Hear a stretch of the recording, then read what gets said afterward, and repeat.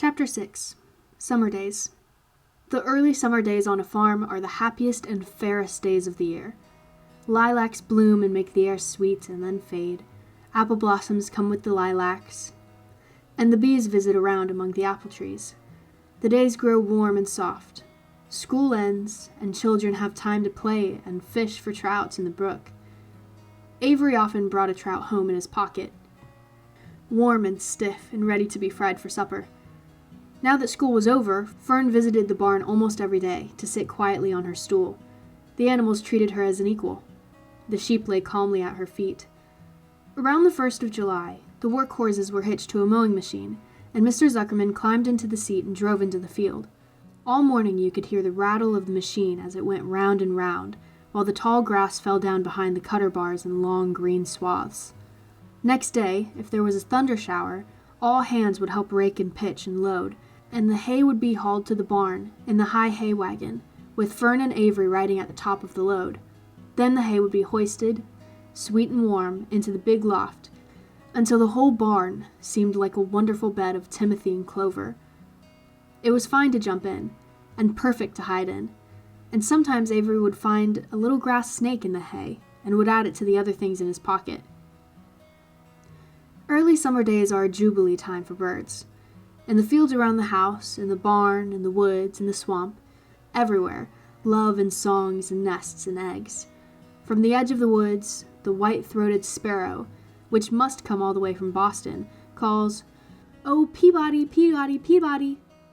On an apple bough, the phoebe teeters and wags its tail and says, "Phoebe, Phoebe!" The song sparrow, who knows how brief and lovely life is, says, "Sweet, sweet, sweet interlude, sweet, sweet, sweet interlude." If you enter the barn, the swallow swoops down from their nests and scold, "Cheeky, cheeky," they say. In early summer, there are plenty of things for a child to eat and drink and suck and chew. Dandelion stems are full of milk, clover heads are loaded with nectar. The frigid air is full of ice-cold drinks. Everywhere you look is life. Even the little ball of spit on the weed stalk, if you poke it apart, has a green worm inside it. And on the underside of the leaf of the potato vine are the bright orange eggs of the potato bug. It was on a day in early summer that the goose eggs hatched. This was an important event in the barn cellar. Fern was there, sitting on her stool when it happened. Except for the goose herself, Charlotte was the first to know that the goslings had at last arrived. The goose knew a day in advance that they were coming. She could hear their weak voices calling from inside the egg. She knew that they were in a desperately cramped position inside the shell, and were most anxious to break through and get out. So she sat quite still, and talked less than usual. When the first gosling poked its gray-green head through the goose's feathers and looked around, Charlotte spied it and made the announcement. "I am sure," she said, "that every one of us here will be grateful to learn that after 4 weeks of unremitting effort and patience on the part of our friend the goose, she now has something to show for it. The goslings have arrived. May I offer my sincere congratulations?"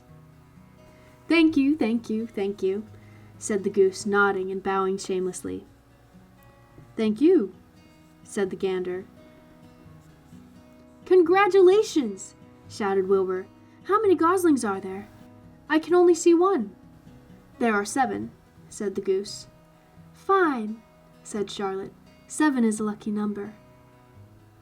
"Luck had nothing to do with it," said the goose. "It was good management and hard work." At this point, Templeton showed his nose from his hiding place under Wilbur's trough. He glanced at Fern, then crept cautiously toward the goose, keeping close to the wall. Everyone watched him, for he was not well liked, not trusted. "Look," he began in his sharp voice. "You say you have 7 goslings. There were 8 eggs. What happened to the other egg? Why didn't it hatch?" "It's a dud, I guess," said the goose. "What are you going to do with it?"